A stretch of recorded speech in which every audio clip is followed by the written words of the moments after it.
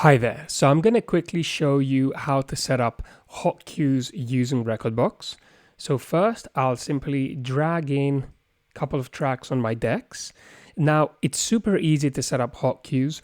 All you've got to do is go to the position where you want the hot cue to be set to, and then just simply push that corresponding hot cue button. And now as I press this, you can see hot cue A got set on the waveform.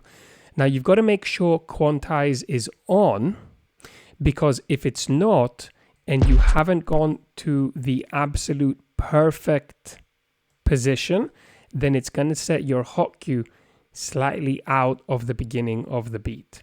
However, with quantize on, even if I was to say, I'm going to go to the next phrase. So even if I was here, if I push the hot cue button, it's going to snap the hot cue to the nearest grid line, which just ensures your hot cue is set perfectly.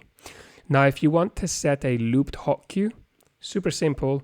Make sure the loop is active first. However long you want the loop to be, that's up to you, whether it's 32 bars, 32 beats, which is one phrase, whether it's 4 bars or 16 beats, 2 bars or 1 bar. When the loop is on, you simply push an empty hot cue button, and there is your hot cue. Now I'll quickly pop over to export mode and show you how to set hot cues on export mode. Again, we're here and it's very simple. Make sure you're wherever you want to be in your track. So I'll just set a hot cue at the very beginning here. I'll go to hot cue and I'll push the empty hot cue button, and we've got the hot cue set exactly where my track position was. Let's say I want a hot cue set over here. Again, I'll just move it there, push hot cue B, and we've got hot cue B. And the same exact story for looped hot cues. So I'm just going to delete hot cue B. I'll set a loop over here, push hot cue B, and we have our looped hot cue. So it's as simple as that.